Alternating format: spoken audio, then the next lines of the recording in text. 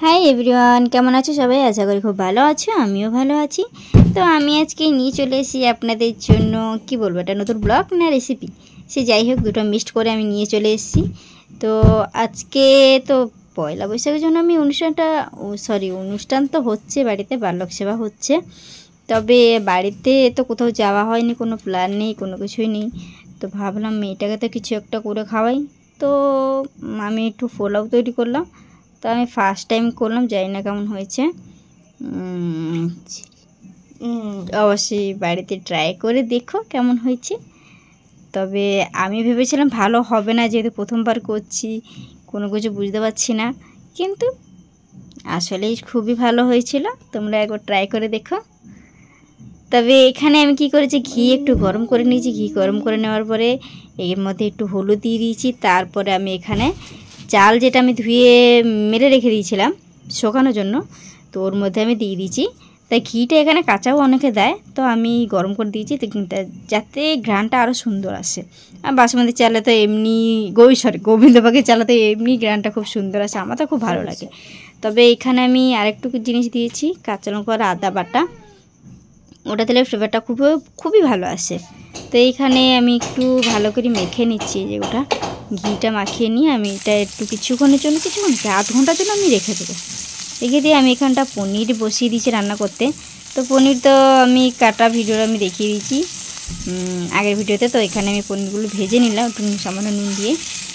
ভেজে নেওয়ার পরে এখানে আমি পনিরগুলো একটা একটা করে তুলে নিয়েছি, যেহেতু আমার একটু তাড়াহুড়া করে একটু বেশি ভাজা হয়ে গেছিলো, যেহেতু অনেকটা বেলা হয়ে গেছিলো রান্না করতে। কি সব কিছু গুছিয়ে গেছে, রান্না করতে না সত্যিই টাইম লেগে যায়। সেই কারণে আমি এখানে আমি বাকি রান্নাটা করে নিচ্ছি। বাকি রান্নাটা আমি পনিরটা তুলে নিয়ে বাকি রান্নাটা করে নিয়েছি। যেহেতু আমি এখানে মশলাটা প্রথমে দিয়ে নিলাম, গরম মশলা গোটা মশলা যেগুলো হয় সেগুলো সব দিয়ে দিয়েছি, ফোড়ন। তো সবটা আমি দেখাতে পারলাম না, অনেকটা বেলা হয়ে গেছিলো বলে তাড়াহুড়ো করে রান্না করছি। তো এখানে আমি যেটা দেব, ফোড়ন দেওয়ার পরে যেটা দেবো সেটা হচ্ছে, এখানে আমি কেটে রেখেছিলাম ক্যাপসিকাম আর পেঁয়াজ। তো পেঁয়াজটা আমি কীভাবে কেটেছি দেখে নিয়েছো।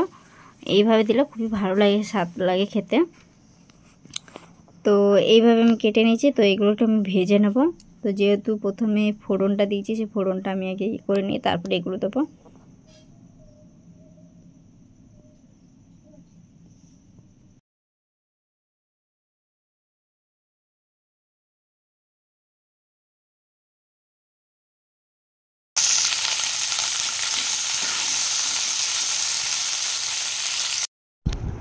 হে গাইস, আমার রান্না করতে করতে খিদে পেয়ে গেছে। যেহেতু আমি সকাল থেকে কিছু খাইনি, বেলা 2টো বেজে গেছে, তো খুব খিদে পেয়ে গেছিলো। তা আমি কি করবো ভাবছি, রান্না করতে করতে পেট পুজোও করা যাক। তো সেই জন্য আমি এখানে খাচ্ছি। কি খাচ্ছি এটা বলো? কে বলতে পারবে দেখি কী খাচ্ছি এটা আমি?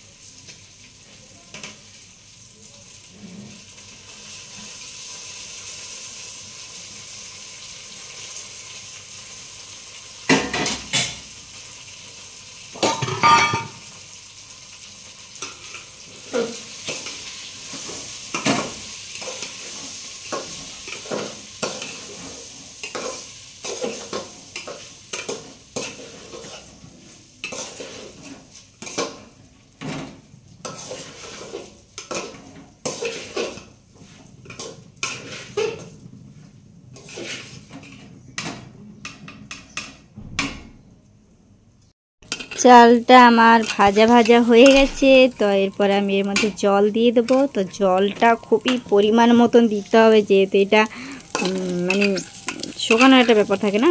বেশি দিলে আবার বেশি ওভার কুক হয়ে যাবে, আবার কম দিলে আবার সিদ্ধ হবে না। সেই কারণে জলের পরিমাণটা খুবই দরকার, খুবই জরুরি। তো এখানে যেরকম আমি 500 গ্রাম চাল নিয়েছি, তো আমি জলটা সেরকম যে কাপে আমি মেপে নিয়েছি, তো 2 কাপ আমি চাল নিয়েছি। তো সেই জন্য আমাকে এখানে 4 কাপ জল দিতে হবে। সেই হিসাবে পরিমাণের মতন আমার জলটা দিতে হবে। তো আমি এখানে মেপে নিয়েছিলাম প্রথমেই, তো আমি জলটা দিয়ে নিলাম।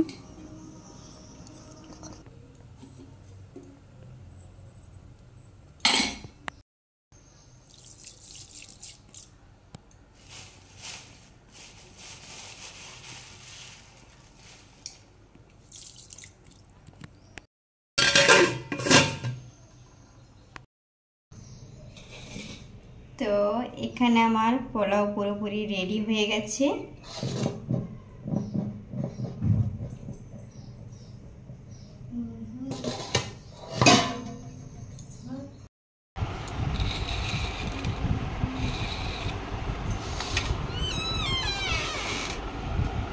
আমাদের পোলাও পুরো রেডি হয়ে গেছে।